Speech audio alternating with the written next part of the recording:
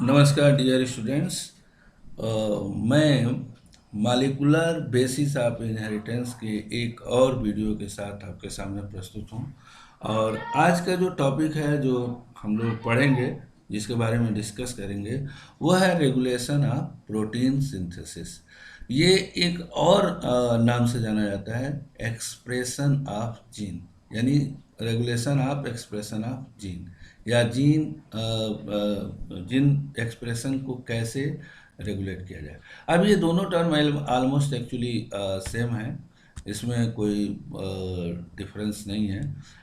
Actually क्या होता है, अगर आप इस पोर्शन को देखें तो जीन क्या बनाता है, ट्रांसक्रिप्शन के बाद मैसेंजर आरएनए बनाता है और मैसेंजर आरएनए से प्रोटीन बनता है, यानी gene is expressed in form of protein. तो हम ये देख सकते हैं कि जीन एक्सप्रेशन और प्रोटीन सिंथेसिस दोनों हैं। ठीक है, अब प्रश्न ये उठता है कि क्या प्रोटीन सिंथेसिस को रेगुलेट किया जा सकता है, क्या जीन एक्सप्रेशन को रेगुलेट किया जा सकता है? तो आंसर है yes, it may be regulated at different levels. हम लोग आज के वीडियो में यही पढ़ेंगे कि उनको कहाँ कहाँ रेगुलेट कर सकते हैं और कैसे रेगुलेट कर सकते हैं।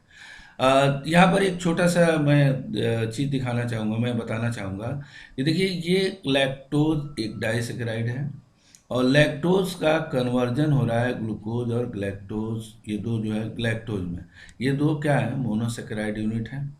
और इस कन्वर्जन के लिए जो एंजाइम रिस्पॉन्सिबल होता है वो होता है ग्लैक्टोसाइडेज एंजाइम। बीट एक्चुअली इसका पूरा नाम बीटा ग्लैक्टोसाइडेज एंजाइम है, जो क्या करता है, लैक्टोज को ग्लूकोज और ग्लैक्टोज के अंदर कन्वर्ट कर देता है। ठीक है, ये एक मेटाबॉलिक प्रोसेस है और इसी प्रोसेस को दो साइंटिस्ट जैकब और मोनोड ने इसर्सिया कोलाई के अंदर स्टडी किया। अब मैं इस प्रोसेस को एक्सप्लेन करने से पहले ये बताना चाहूँगा कि उन्होंने अपने एक्सपेरिमेंट में क्या किया। जैकब और मोनोड ने दो कंडीशंस ली। इसर्सिया कोलाई को एक ऐसे मीडियम में ग्रो किया जहाँ पे लैक्टोज एब्सेंट था, और ऑब्जर्वेशन को क्या मिला कि जब लैक्टोज एब्सेंट है तो बीटा ग्लैक्टोसाइडेज एंजाइम की सिंथेसिस भी नहीं हुई, यानी सबस्ट्रेट जब प्रेजेंट रहेगा तभी एंजाइम्स सिंथेसाइज हो रहे हैं। और दूसरे कंडीशन में उन्होंने क्या किया, लैक्टोज को जैसे ही ऐड किया, उससे उसकी मेटाबॉलिज्म से रिलेटेड जितने एंजाइम्स जरूरी हैं उनकी सिंथेसिस स्टार्ट हो गई। तो इसी चीज़ को हम लोग आगे समझने की कोशिश करेंगे कि लैक्टोज जब अब्सेंट है तो एंजाइम नहीं सिंथेसाइज हो रहे हैं, लैक्टोज जब प्रेजेंट है तो सिंथेसिस शुरू हो जा रही है। इसके पीछे क्या मैकेनिज्म है, इस मैकेनिज्म को लैक ओपेरॉन मॉडल कहा गया, और lac operon model propose by Jacob and Monod. Jacob और मोनोड ने जो लैक ओपेरॉन मॉडल जो प्रपोज किया, ये मॉडल सबसे बेहतरीन मॉडल माना जाता है to explain the regulation of protein synthesis. तो सबसे पहले मैं यहाँ पर एक जो है डायग्राम के द्वारा इस मॉडल रेगुलेशन के पॉइंट्स को डिस्कस करने की कोशिश करते हैं कि जीन का जो एक्सप्रेशन है या प्रोटीन की सिंथेसिस है वो किस किस स्टेज पर रेगुलेट होती है। ठीक है, तो अब ये देखिए, एक सेल है और सेल के अंदर जो येलो सर्किल है, इसके अंदर ये न्यूक्लियस है, और यूनो की ट्रांसक्रिप्शन कहाँ होता है, न्यूक्लियस के अंदर होता है। ठीक है, ये डीएनए है, टेम्पलेट डीएनए, और टेम्पलेट डीएनए से ट्रांसक्रिप्शन के बाद क्या बन रहा है, हाइड्रोजीनस न्यूक्लियर आरएनए बन रहा है, और इसमें आरएनए प्रोसेसिंग हो रही है, फिर ये मैसेंजर आरएनए बन रहा है। मैसेंजर आरएनए न्यूक्लियस से बाहर आता है साइटोप्लाज्म में, and then protein is synthesize in the ribosome. तो ये देखिए, जो येलो पॉइंट्स, जो ये रेड सर्किल जो हमने बनाए हैं, these are the points where the protein synthesis can be regulated. Actually ये जो जो साइट हैं जहाँ पर भी ये सेट ऑफ प्रोटीन फैक्टर्स के द्वारा रेगुलेट होते हैं, और वही प्रोटीन फैक्टर्स जो है इस प्रोसेस को भी रेगुलेट करते हैं। जैसे ट्रांसक्रिप्शन का जब इनिशिएशन होगा तो इनिशिएशन फैक्टर्स रिक्वायर्ड होते हैं। तो पहला जो रेगुलेशन होता है एट ट्रांसक्रिप्शनल लेवल, जब डीएनए से प्राइमरी ट्रांसक्रिप्ट क्या बनता है, हेट्रोजीनस न्यूक्लियर आरएनए बनता है। तो ये पहला जो है रेगुलेशन पॉइंट है। दूसरा रेगुलेशन पॉइंट है जब हेट्रोजेनस न्यूक्लियर आरएनए से मैसेंजर आरएनए बनता है, जिस प्रोसेस को हम लोग आरएनए प्रोसेसिंग कहते हैं। आरएनए स्प्लाइसिंग के द्वारा हेट्रोजेनस न्यूक्लियर आरएनए क्या होता है, मैसेंजर आरएनए में कन्वर्ट होता है। अब इसमें क्या होता है, इसको पहले आप पढ़ चुके हैं। अब तीसरा रेगुलेटरी पॉइंट है कि ये जो मैसेंजर आरएनए का जब एग्जिट होता है न्यूक्लियस से, यानी इसका ट्रांसपोर्टेशन होता है न्यूक्लियस से साइटोप्लाज्म, तो at this level certain factors are required to they regulate the process. And the fourth one is at translational level, where translation process is regulated by many factors. तो ये चार regulation point है: transcriptional level, RNA processing level, transport level और translational level. चार point पर जो है वो प्रोटीन सिंथेसिस रेगुलेट होती है। ठीक है, चलिए आगे चलते हैं। देखिए, इन यूकैरियोट्स, ये यूकैरियोट्स की बात हमने की थी पहले। यूकैरियोट्स में जो रेगुलेशन होता है प्रोटीन सिंथेसिस की, वो चार लेवल पे होती है। इसको आगे हमने डिस्कस किया कौन कौन है: transcriptional level, processing level, transport of messenger RNA from nucleus to ribosome यानी ट्रांसपोर्ट लेवल, और translational level. These are the four level at which protein synthesis is regulated. Okay, चलिए नेक्स्ट। अब रेगुलेशन इन प्रोकैरियोट्स। तो देखिए, prokaryote में पहली चीज़ जो RNA का जो सिंथेसिस होता है ना, ट्रांसक्रिप्शन होता है, वहाँ पर कुछ फैक्टर्स जो है वो ट्रांसक्रिप्शन इनिशिएशन को रेगुलेट करते हैं। तो इस यहाँ पे ट्रांसक्रिप्शनल लेवल पे क्या होता है, रेगुलेट किया जा सकता है। कैसे किया जाता है? देखिए, आरएनए पॉलीमरेज प्रोमोटर साइट पे बॉन्ड होगा इनिशिएशन में। आप जानते हैं कि प्रोमोटर साइट पर आरएनए पहले पॉलीमरेज बाइंड होगा, तभी तो ट्रांसक्रिप्शन स्टार्ट होगा। तो वो आरएनए पॉलीमरेज का जो बाइंडिंग होती है, जो रिकॉग्निशन पहले जो है प्रोमोटर साइट का, फिर उससे बाइंड होना, ये भी कुछ फैक्टर्स यानी कुछ प्रोटीन फैक्टर्स इसके लिए एसेसरी प्रोटीन्स रिक्वायर्ड होते हैं। तो दीज एसेसरी प्रोटीन में रेगुलेट इनिशिएशन। उसके बाद से जो है आप देखेंगे कि कुछ रेगुलेटरी प्रोटीन्स होते हैं जो एक्टिवेटर या रिप्रेसर हो सकते हैं। तो ये प्रोटीन्स भी जो है प्रोसेस को रेगुलेट करते हैं। ठीक है, अब चलिए यहाँ पर इसमें जो पॉइंट है वो आगे भी आएंगे, इसलिए यहाँ पर हम समय वेस्ट न करते हुए आगे ही वहीं पर आपको हम एक्सप्लेन कर देंगे कि ये रिप्रेसर और एक्टिवेटर और ये इंड्यूसर क्या है। ठीक है, चलिए आगे अगला फेज है। अब जैसे कि आपको हमने बताया कि पॉइंट पहले बताया कि कहाँ कहाँ पर प्रोटीन सिंथेसिस रेगुलेट होती है: transcriptional level, processing level, transport level और ट्रांसलेशनल लेवल। मतलब ये जनरल चार ऐसे पॉइंट हैं जहाँ पर प्रोटीन सिंथेसिस रेगुलेट होती है। बट कैसे कैसे रेगुलेट होती है, तो इसको एक्सप्लेन करने के लिए दो साइंटिस्ट, जैकब और मोनोड, ये दो साइंटिस्ट थे जिन्होंने एक मॉडल प्रपोज किया। और ये मॉडल उनकी इसर्सिया कोलाई के ऊपर स्टडीज़ पर बेस्ड है। उन्होंने लैक्टोज मेटाबॉलिज्म की स्टडी की थी बाय यूजिंग इसर्सिया कोलाई, और उस आधार पर जो ऑब्जर्वेशंस मिला, उस आधार पर इस मॉडल को उन्होंने प्रपोज किया। ठीक है, तो उस मॉडल को डिस्कस करने से पहले मैं बताऊं कि ओपेरान क्या है। ओपेरान एक सेगमेंट ऑफ डीएनए है। जैसे कि जीन को हम कहते हैं ना, gene is A segment of DNA, उसी तरह से operon is A segment of DNA consisting of, वो कुछ जीन से बना होता है, consisting of A set of gene. अब वो ये सेट ऑफ जीन कौन है? वो ये सेट ऑफ जीन को देखने के लिए मैं थोड़ा आगे आपको ले, यहाँ पर इस डायग्राम को आप देखिए, ये पी, ये देखिए ये एक ओपेरान है, लैक ओपेरान है, और इसमें अलग अलग लेटर से अलग अलग जीन को दिखाने की कोशिश की गई है। तो ये पी क्या है? पी प्रोमोटर साइट, जहाँ पर आरएनए पॉलीमरेज बाइंड होगा। ये आई रेगुलेटर जीन है। ठीक है, ये कोडिंग जीन है, और ये बनाएगा repressor messenger RNA, then repressor protein बनेगा। और ये पी फिर प्रोमोटर आ गया, और उसके बाद ओ ऑपरेटर, ऑपरेटर के बाद से ये जेड और वाई और ये तीन स्ट्रक्चरल जीन है। तो एक ऑपरेटर में जनरली क्या होगा? प्रोमोटर, रेगुलेटर, दो एक और प्रोमोटर और ऑपरेटर, और फिर स्ट्रक्चरल जीन। तो मेन कौन कौन हुए?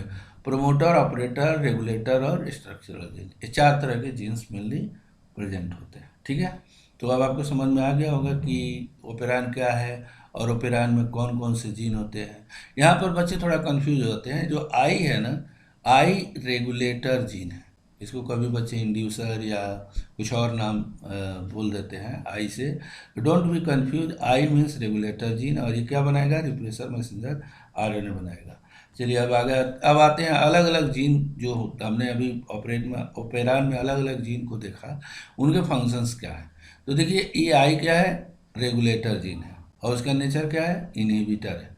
मतलब ये प्रोसेस को इनहिबिट करने का काम करता है। ठीक है, कैसे इनहिबिट करता है, ये बनाता है रिप्रेसर प्रोटीन। क्या बनाता है, रिप्रेसर प्रोटीन बनाएगा, और रिप्रेसर प्रोटीन ऑपरेटर साइट पे जा करके बाइंड हो जाएगा और आरएनए पॉलीमरेज की एक्टिविटी को इनहिबिट कर देगा, इसीलिए इसको इनहिबिटर कहा गया। दूसरा जो ये जेड और वाई और ये जो तीन जीन आप देख रहे हैं, ये स्ट्रक्चरल जीन के पार्ट हैं, और ये अलग अलग एंजाइम्स को बनाते हैं।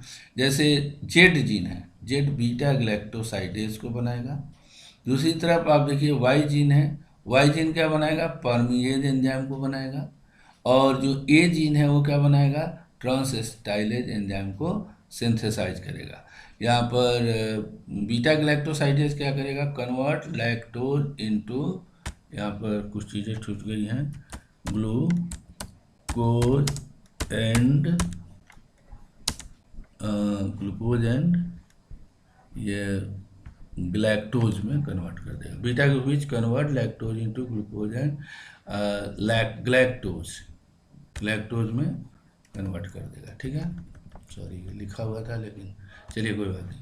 तो आप ये देख सकते हैं। दूसरा जो वाई जीन है वो क्या करता है, y gene synthesize permease enzyme को सिंथेसाइज करेगा, और ये क्या करता है, जो बीटा ग्लैक्टोसाइडेज एंजाइम है उसकी परमिबिलिटी को बढ़ा देता है। ठीक है ना, परमिएबल बना देता है, मोर परमिएबल उनको बना देगा। और जो ए जीन है वो क्या करेगा, जो ट्रांसस्टाइलेज एंजाइम है उनको सिंथेसाइज करेगा। तो देखिए स्टूडेंट्स, इसको ध्यान से देखिएगा कि ये आई जेड वाई और ए का क्या फंक्शन है, ये बहुत इंपॉर्टेंट है। ठीक है, चलिए अगला पॉइंट है। अब हम ये देखते हैं, जैसा कि जैकब उन्होंने दो कंडीशंस ली थी। पहले कंडीशन में उन्होंने लैक्टोज, जिसको इंड्यूसर कहा जा रहा है, उसको सबस्ट्रेट के रूप में कल्चर मीडियम में नहीं यूज हुआ। तो फिर ये देखा कि सर्सिया कोलाई, ये जो तीनों एंजाइम उससे रिलेटेड है, उनको सिंथेसाइज नहीं कर रहा है। यानी in absence of lactose the three enzymes are not synthesize. क्यों नहीं सिंथेसाइज हो रहा है, इसको यहाँ से एक्सप्लेन करते हैं। देखिए ये ओपेरान है, पहले क्या होगा, आरएनए पॉलीमरेज यहाँ पे बाइंड करेगा प्रमोटर पे, एंड ये चूंकि कोडिंग जीन है तो इट विल सिंथेसाइज रिप्रेसर, मैंने रेगुलेटर जीन से क्या बनेगा, ट्रांसक्रिप्शन होगा। यहाँ पर ट्रांसक्रिप्शन होगा, और क्या बनेगा, रिप्रेसर मैसेंजर आरएनए बनेगा। फिर रिप्रेसर मैसेंजर आरएनए से ट्रांसलेशन होगा, फिर यहाँ पर क्या बन जाएगा, रिप्रेसर प्रोटीन बन जाएगा। अब ये रिप्रेसर प्रोटीन क्या करेगा, it will bind to the operator site, यहाँ ऑपरेटर साइट पे बाइंड कर जाएगा। अब जब यहाँ पर रिप्रेसर प्रोटीन बाइंड हो जाएगा तो RNA polymerase is not able to bind operator site, और जब आप वो बाइंड ही नहीं करेगा तो जेड वाई एक जो जीन है इनका ट्रांसक्रिप्शन नहीं होगा। तो ये क्या होगा, ये जो जीन है स्विच ऑफ मोड में रहेंगे। ठीक है, इसलिए इसको स्विच ऑफ फेज कहा गया है, switch off mode of the lac operon. ठीक है, कब होगा स्विच ऑफ मोड, जब लैक्टोज एब्सेंट होगा। यहाँ इंड्यूसर लिखा है, इंड्यूसर मतलब लैक्टोज इंड्यूसर के रूप में काम कर रहा है। एक बार फिर से देख लीजिए, when lactose is absent in the medium then regulator genes transcribe messenger RNA, and this repressor messenger RNA translated into repressor protein. This repressor protein bind to operator site and switch off the transcription of structural gene. Switch off कैसे हो जाएगा, जब RNA polymerase operator पर bind नहीं होगा तो switch off हो जाएगा। अब देखिए इसी का डिस्क्रिप्शन आगे आप अगले स्लाइड में देख सकते हैं। देखिए वही चीज़ें हैं जो मैंने आपको बताया था। क्या है, in absence of inducer, regulator gene transcribe to synthesize repressor messenger RNA, which translate to form a repressor, and repressor bind with the operator region of operon and prevent RNA polymerase to transcribe ZYA। And जब repressor operator से bind हो जाएगा तो ZYA gene का transcription नहीं होगा। ठीक है ना। तो therefore in absence of product of the genes metabolism of lactose cease, अगर मीडियम में लैक्टोज अगर है तो इसे अभी थोड़ी देर बाद बात करूँगा, ठीक है, मेटाबॉलिज्म में, ठीक है। चलिए अगला, अगला है दूसरा कंडीशन। दूसरा कंडीशन क्या है, जब इंड्यूसर क्या है, प्रेजेंट है। आपको पहले भी बताया कि इंड्यूसर क्या है, लैक्टोज है। तो जब इंड्यूसर प्रेजेंट होगा तब क्या होगा, when inducer is present any lactose जो है ऐड कर दिया गया, तो क्या होगा, ये रेगुलेटर जीन एज यूजुअल क्या बनाएगा, रिप्रेसर मैसेंजर आरएनए बनाएगा। और ये रिप्रेसर मैसेंजर आरएनए का जब ट्रांसलेशन होगा तो क्या बनेगा, यहाँ पर रिप्रेसर प्रोटीन बनेगा, ये रिप्रेसर प्रोटीन है। लेकिन चूंकि इंड्यूसर यानी लैक्टोज ऑलरेडी प्रेजेंट है, तो जो लैक्टोज है जिसको हम इंड्यूसर भी कह रहे हैं, यहाँ पे एक क्वेश्चन पूछा जाता है कि विच इंड्यूसर इज यूज्ड इन लैकोपेरान, तो लैक्टोज है। Lactose bind with the repressor protein and make them inactive. तो जो है यहाँ पर ये रिप्रेसर प्रोटीन इनएक्टिव हो जाएगा। जब ये इनएक्टिव हो जाएगा तो आरएनए पॉलीमरेज क्या होगा, खाली रहेगा, ठीक है। और यहाँ आरएनए पॉलीमरेज बाइंड करके और जो स्ट्रक्चरल जीन ZYA हैं इनका ट्रांसक्रिप्शन स्टार्ट करेगा। ट्रांसक्रिप्शन होगा तो क्या बनेगा, लैक मैसेंजर आरएनए। लैक मतलब होता है लैक्टोज, ठीक है। तो ये स्ट्रक्चरल जीन जो लैक्टोज मेटाबॉलिज्म से रिलेटेड है, they will synthesize messenger RNA.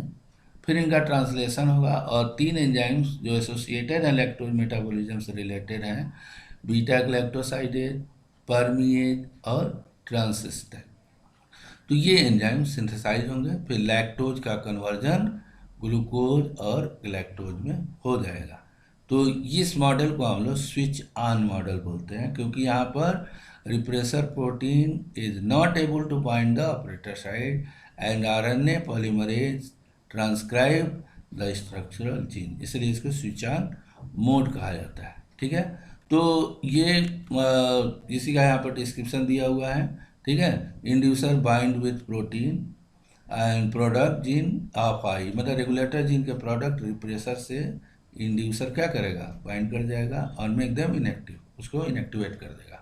जब इनएक्टिवेट कर देगा तो स्ट्रक्चरल जीन जो ZYA हैं, दे will synthesise the enzyme galactosidase, परमिएज और ट्रांसिस्टाइलेज। जब ये एंजाइम सिंथेसाइज होंगे तो लैक्टोज कन्वर्ट हो जाएगा किसमें, ग्लूकोज और ग्लैक्टोज में कन्वर्ट हो जाएगा। तो this is all about the regulation of protein synthesis. Hope you will enjoy this video. कैसा लगा आपका वीडियो, आप सब जरूर जो है हमें बताएं, और आपके जो उत्साहवर्धक कमेंट हमें और भी अच्छा करने को उत्साहित करेंगे। तो थैंक यू वेरी मच।